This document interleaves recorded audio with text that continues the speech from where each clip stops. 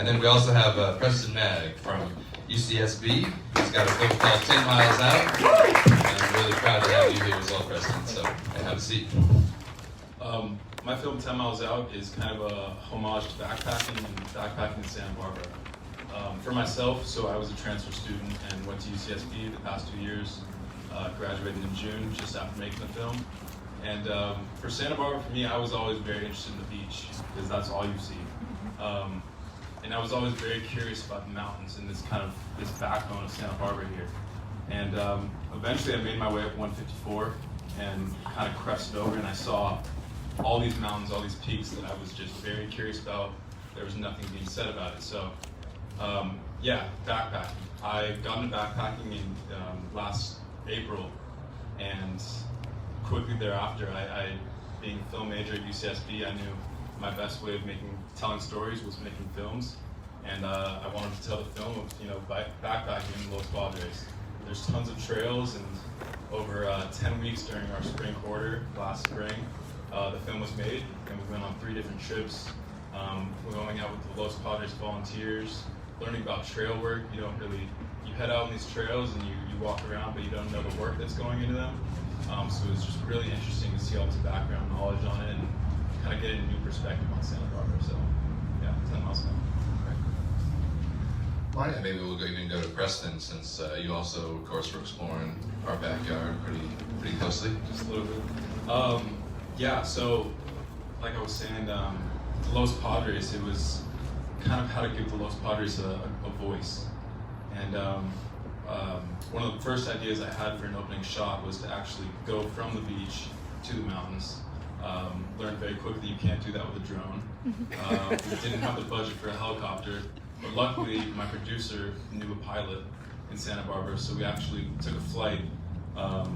We actually went out to the Channel Islands and then came back and went right over Santa Barbara and right into the mountains. Turns out we couldn't use the shot. GoPros are very shaky. I don't think who would have thought. But yeah, I mean, it was just really awesome, and I wanted to show how diverse the area was. I mean, you can head up to Mount Pinos and you can go to the highest area where it snows actually, or you can go down the Manzana Narrows and suddenly, it looks like you're in Arizona. So, I just really wanted to give the place a voice and show these crazy places you would never think of that are there. Great. Thank you. I guess the other 3 films. Yeah, so at UCSB, the film was made through the green screen program. And the green screen program is one of the most selective classes they have at UCSB in terms of film students. And the basis for the class is to make a film about the environment. So it's kind of very vague, but also, if you have a good idea, you can go far.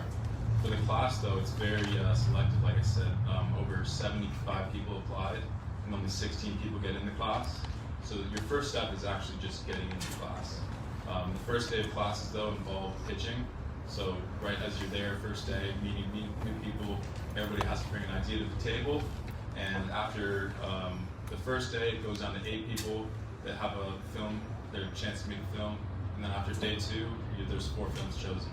So from a week, I went from kind of the idea of the film to, wow, I'm the director.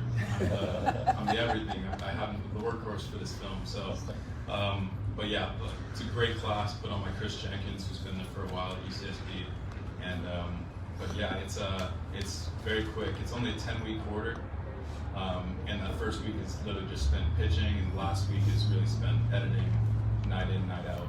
You kind of lose your social life a little bit. But yeah, it was all worth it for the film, and our crew is a total of 6 people, which is really small, but I knew if we were going to go backpacking and be taking gear out in the field, it didn't make sense to have 10, 15 people out there. We needed a small crew and people that we could trust, so thanks. Yeah, kind of bouncing off what Michael's saying, just do it, really. You can always start small. There's tons of stories to be told. Each day we talk to a whole new person, you meet a whole new person, whole new background, whole new story. You can start right there. Like you said, you can start with even an iPhone. They're getting crazier and crazier these days. Now they have 3 lenses, you can do a wide angle. All the possibilities are insane. And to that, there's also the internet. YouTube has been one of my greatest resources. I'll find things on the internet where I'm hearing about something and I'll do more research on it. And and suddenly now I have all this background and this knowledge on this. So yeah, I would just say start small and just go for it. You know, you can't get anything done if you don't do anything. So just go for it. Yeah, I'm kind of impressed with Preston's story that he did a 10-week program and then he went out and made a film and showed up in a film festival. So you can't argue with that, right? And I personally learned it. Yeah, so for my film, one of the things that I kind of held throughout was to show, don't tell. One of the hardest things was to show people these places, but not tell them, not kind of throw it right at them. And you know, there's a part in my film where there's a good 2 minutes where you're kind of around a campfire, and then you kind of enjoy the sunset, and then the stars come in. And it's kind of one of my favorite parts of the film because it feels like you're there. And I think immersibility is huge in filmmaking, and none of that would have been possible. Kind of what Andrew was saying. It's, you know, you have to be adaptable. When I was pitching the film and coming up with the idea, I thought it was going to be 3 weekends. We were going to get it done. No, we ended up pushing it until week 10, and my last shots were 3 days until the premiere. So, and all that was due to weather constraints. When you're taking gear out backpacking, especially camera gear, it gets heavy, and electronics, it doesn't mix well with rain. So, yeah, adaptability and showing people, not telling them, is one of the things I would say. Right. I've been to all the seminars this week, and a running theme seemed to be finding a sound person during filming and editing. So I'm wondering how you all dealt with the sound issue. And thank you to the sound person here too. Carlos.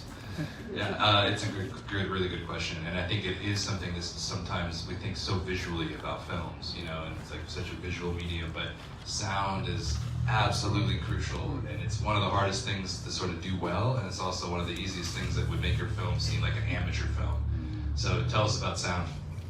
Whoever wants to do it. It doesn't have to be everybody, but personally, ridiculously hard. For myself, when I was trying to get crew to get out in the field with me, people have class still, and they have an 8 a.m. the next day, where I'm like, my schedule was very open because this was my senior year, so I was more passionate about the film. So part of it was even having a sound guy there. Sometimes it would just be myself and attaching a Rode video mic to my camera, which is, if anybody knows about sound, that's not clear. It's better than the camera raw, but yeah, that was definitely one of our hardest things about making the film, just actually having a sound guy there. But bless those people. Wow.